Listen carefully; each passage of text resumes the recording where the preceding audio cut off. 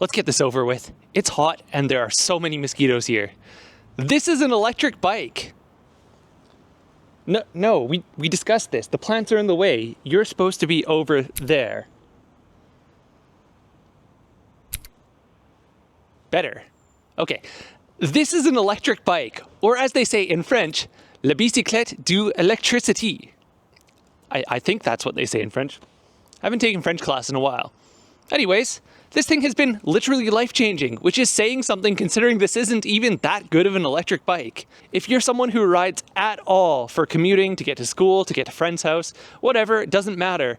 An electric bike makes things that are further more accessible by reducing the effort and the time that it takes to get there. I live in a neighborhood that's really nice, honestly, but it's also kind of suburban hell. The nearest grocery store is several kilometers away, a little too far to walk in a convenient amount of time, but an electric bike makes getting there super easy, and hauling quite a lot of groceries back also super easy. I find myself riding to places that I never would have ridden before. 20, 30 kilometers, suddenly that's in reach. So in this video, let's talk about e-bikes, why I think they're awesome, and why, if you ride, you should definitely consider one.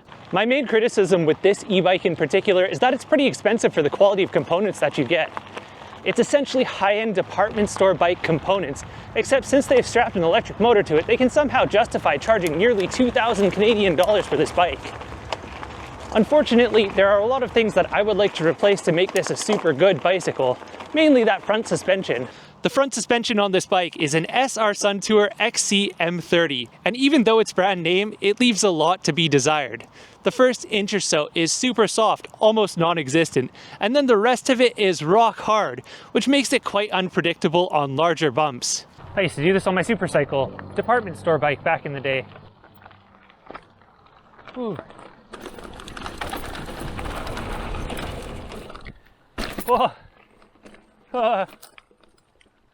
For riding on the road, it's not such a big deal, but this isn't just a road bike, this is a mountain bike. Look at those big, thick tires. And for mountain biking, that front suspension is super sketchy.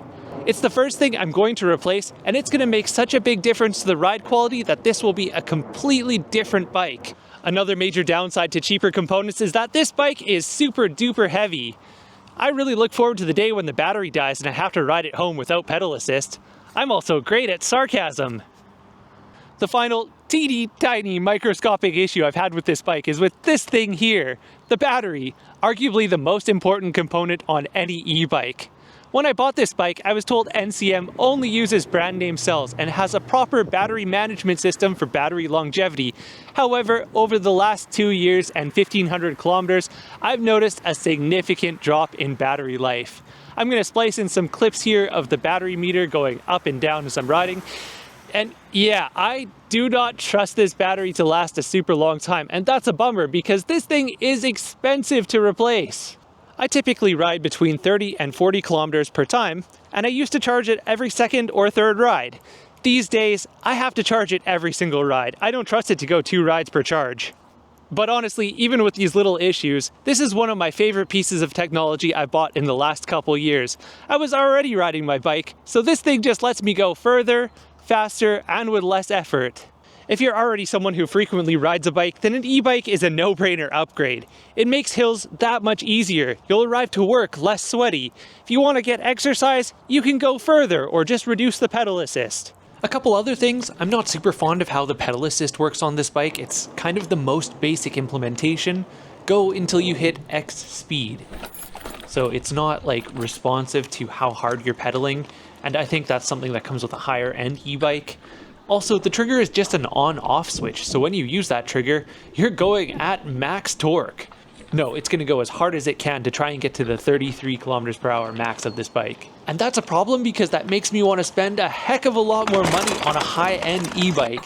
As I said, this thing is basically high-end department store components, but it costs 2,000 Canadian dollars. Oh man, that front suspension isn't great for things like that. I just want to take a minute to emphasize the ridiculousness of this situation. I'm out here in the forest filming solo and using the active track feature of my DJI Osmo to make it look like I have a camera person with me. But really, I'm setting down the tripod, taking minutes of footage for what's going to amount to like 3 seconds of a clip. And then I'm going to have to splice it together in a way that makes it all look fluid. Well, at least this e-bike, even with its 500 watt motor, makes it pretty easy to power up these hills. Well, we're coming up on a stunt here. I've been riding in the forest here. As you can see, this is a forest and I'm riding in it. And I've done 4 or 5 laps of this forest where I'm riding the fun downhill parts without pedal assist and the boring uphill parts with pedal assist. Back in the day, we used to have to shuttle with an additional vehicle, and you get at most 2 or 3 runs in because of the time. Here with an e-bike, you can push to the top using pedal assist with very little effort, ride the fun downhill parts, then push to the top again with very little effort, and do it several times instead of only once or twice. I could honestly spend an entire 20-minute video gushing about how awesome e-bikes are, but if you're not a cyclist, I think it's important to consider some of the, I guess, bike things that are still a thing when you own a bike. For example, rain. Rain doesn't stop just because you have an e-bike, and riding in the rain still kind of sucks. Also, traffic, depending on your area, bike infrastructure may kind of suck, and there's really no way around that unless you are politically active and bug your representatives to do better. But honestly, the benefits of owning an e-bike, even if you live in kind of a bad area for biking, are numerous. When riding an e-bike, you're reducing traffic by taking a vehicle off the road, you're getting exercise, you're getting outside, it's good for your mental and physical health. And yeah, it takes longer than a car. Of course it takes longer than a car, unless you live in an area with substantial traffic in rush hour, in which case it might actually be closer.